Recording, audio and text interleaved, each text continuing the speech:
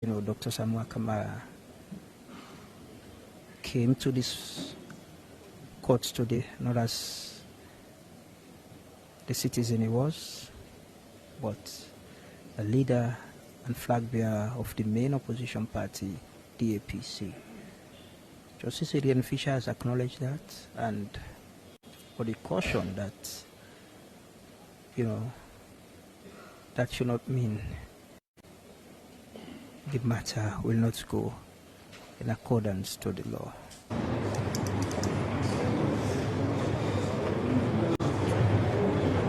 Right, Dr. Kamara, good afternoon. Good afternoon, my lord.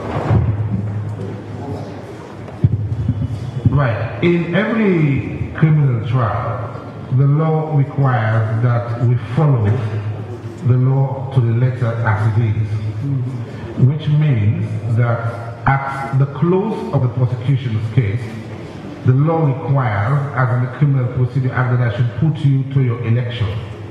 In other words, I should inquire from you how you intend to conduct your defense in this case. Alright? So that is what the law requires me to do. Now, of course, you're represented by counsel, so you are free at any stage of the process to consult with your counsel and get legal advice from them. Okay?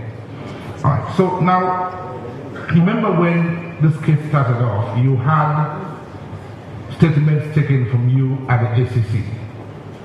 Yes, madam. Alright, so you can look at those statements and say, okay, I've given those statements to the ACC, I'm not going to say anything more. Because it is the prosecution that brought you here that have the duty to prove your guilt in this court. You don't have to prove anything. Okay? So you can simply say, I've given my statement and I say nothing more. Case closed. That's option number one that you have. Okay? Yes, You understand that option? I do. Okay. Now, option number two that you have, you can simply stand where you are and say, okay, you know what? I need to explain what has been going on. And then, however long it takes, whatever you want to say, I will record everything that you're saying to me. And then you could say, okay, I've said all what I want to say, and that's it. I know it at that. Okay? That's option number two. I do. Okay. Now, option number three, you can decide to say, you know what I'm going to do? I'm going to come into this witness box because I want the court to hear from me as to what happened. So you take one of those books, Quran or the Bible, you swear on them on oath, and then you testify just like witnesses for the prosecution. So essentially you'll be allowed to say your counsel will be asking you questions, and then you explain what you want to explain, and then when you're done, the lawyers from the prosecution would ask you questions. So that's option number three. Now, I need to explain to you the two options that you have. Now, if you stand where you are and just explain to me whatever you want to say, I will listen to you, I will record it, but then I might say, okay, yeah, well, I've had it, but I don't know. You okay? I am. Okay, so I might just say, okay, I listened to you, I heard you, and that's it. But if I see something that maybe is important, I will listen to it. But then the weight that I give to it is not like the evidence that is given in the witness box. So, if you are in the witness box, even though you are accused, but your evidence carries the same weight as the prosecution witnesses that testified here. But the only thing is, the prosecutors here will ask you questions. Then we can assess the evidence one way or the other. So these are the three options that you have. Now, amongst those three options, you can call witnesses that will come here, take the oath, and then they will testify on your behalf to say, oh, doctor, do this, or whatever it is they want to tell us. And then when they finish, the prosecutors here will ask them questions. And then we will take all of that evidence in the round and consider it with whichever option that you choose to determine how to go about the verdict. Okay? Yes. So the important thing here that you need to remember is there are benefits of taking one option and there are demerits of taking another option. But then what you do, you confer with your counsel who will advise you as to what you wish to do. Okay? Now, when you're done, the law requires me to ask you again if you've had the benefit of legal advice.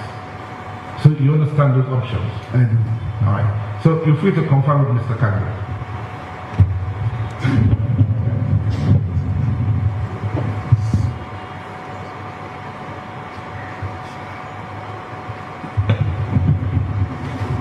Thank you, my lord.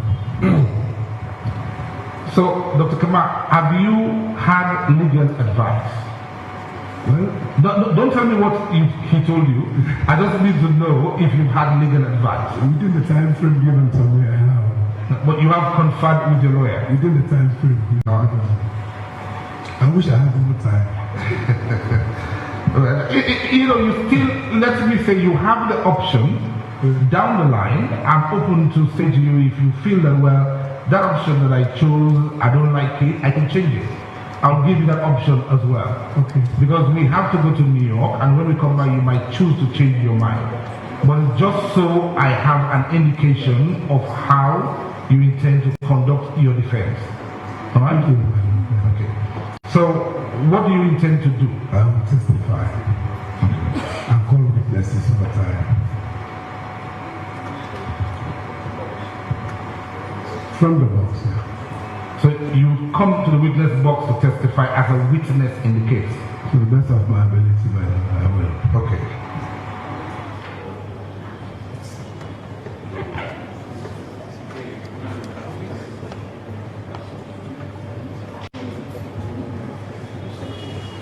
Now, just so you know, that evidence that you give is the same. We're not looking at you as an accused when you're in that box.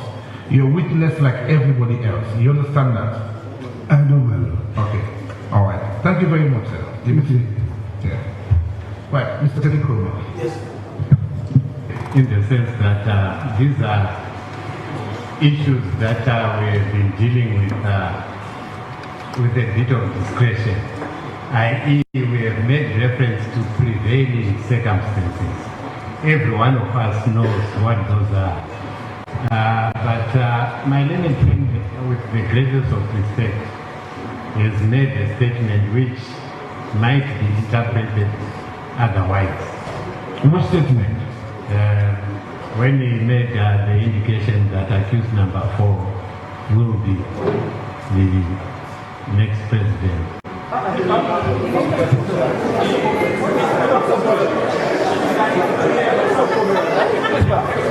Wait a minute. Why are you guys pouncing on him? I just want to assure.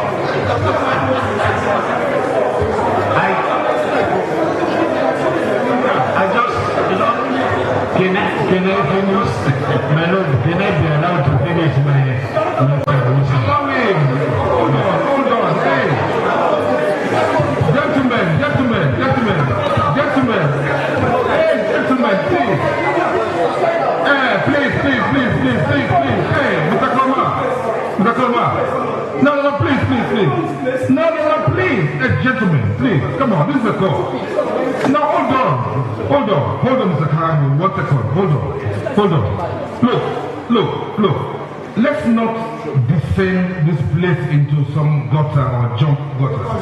There's a simple, the lawyer is making an issue, is saying something that concerns him, right? And address it to Mr. Kagbo.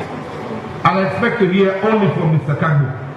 So please, let's just maintain the decorum. Mr. Mathew, I think you want to say something.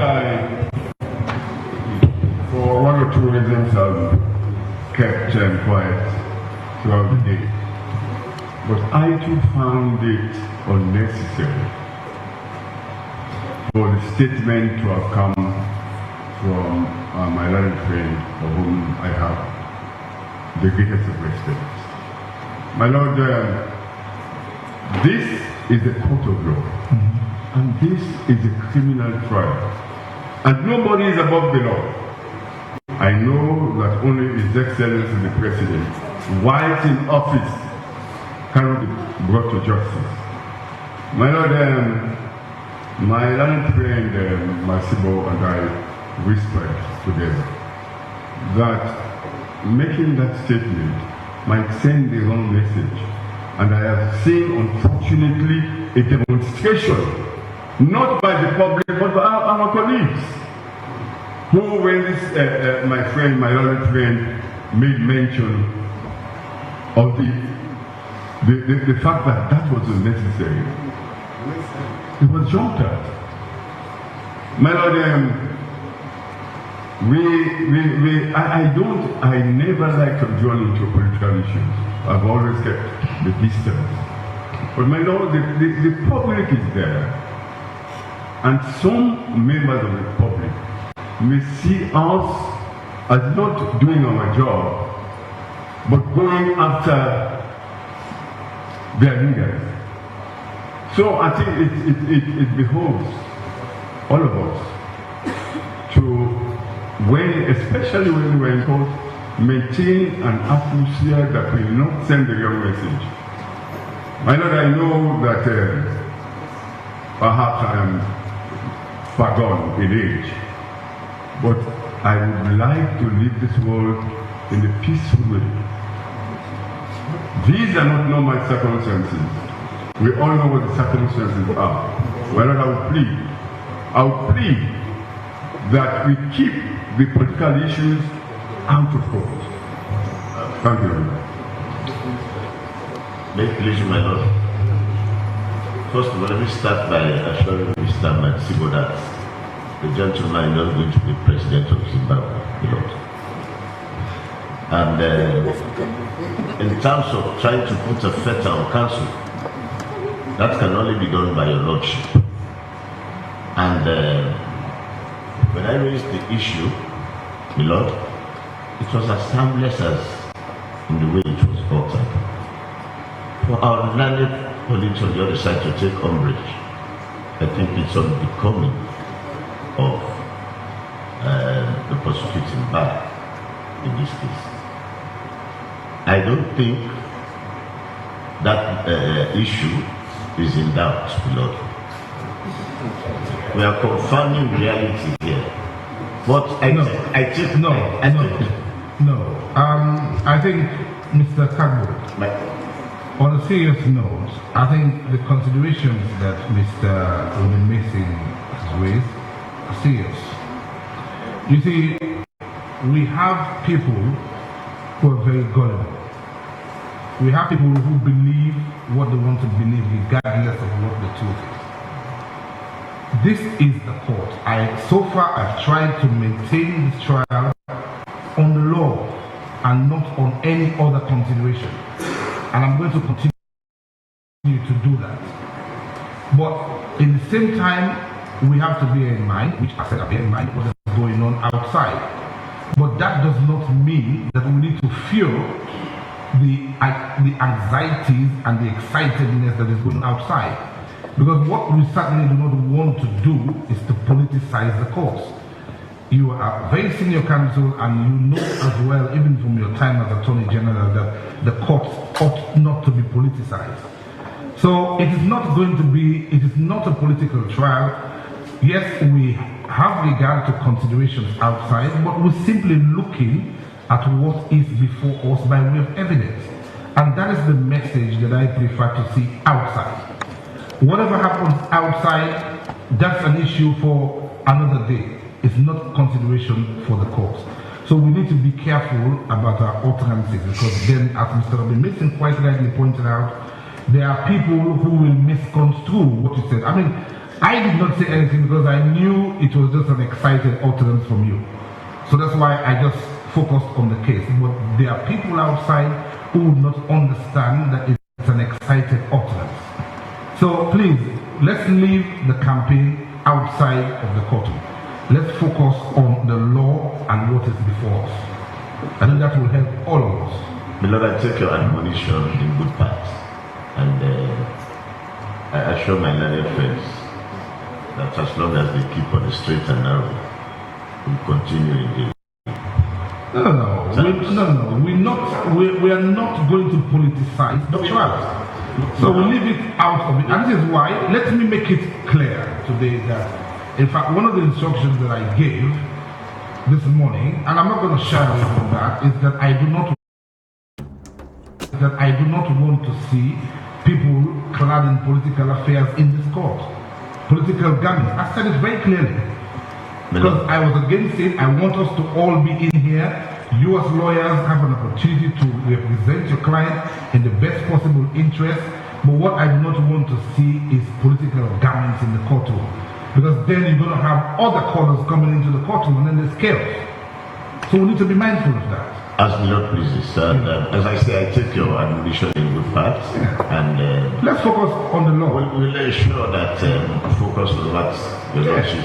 Let's focus on the law. This is a serious matter, and we don't want to get distracted by what is happening elsewhere. As the Lord pleases. And the public needs to understand that here we're looking at the law. As the Lord pleases. There's nothing else we're looking at here other than what is before us. So certainly I'm going to address you just on the law. Yeah, let's just and the stick facts. to the law. And the facts, yeah. As the Lord pleases. Because you see, at the end of the day, I always believe that when an accused is appearing in the court, they need to have the best possible defense, which means a defense that is focused on the case. Because if you're not, then you leave lapses. So this is where I want us to focus on what is before us. We'll do that, Milord. Please. I appreciate that. Thank you, Milord. Right. That's the distinction I was making. We're giving some savings today. And we look forward to seeing you on the 17th. I thought you would say you look forward to seeing me in New York. Yeah, I'll be in New York with you, Milord. And then I'm sure I'll take Mr. Mathew for a drink. Oh, certainly. I'm sure he's looking forward to that too. On Fifth Avenue, Milord.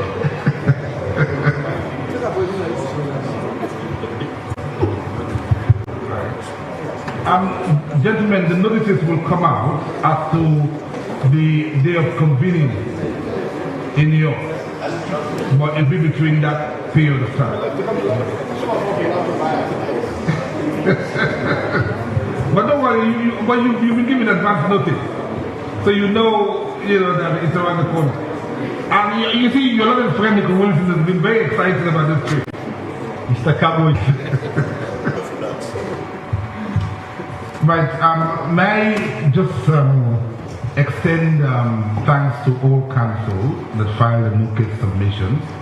As you can see, without your assistance, maybe I'll still be writing it, because it's huge. So I'm grateful to all of you for the assistance given in filing the new case submissions, which obviously mentioned the relevant authorities, so it made it easier slightly to get it done quickly. So similarly, we'll be looking to do the same thing when it comes to closing addresses. Right, so please bear that in mind. Alright? So we'll adjourn in the first instance to the 17th of March, and then we shall all see in New York.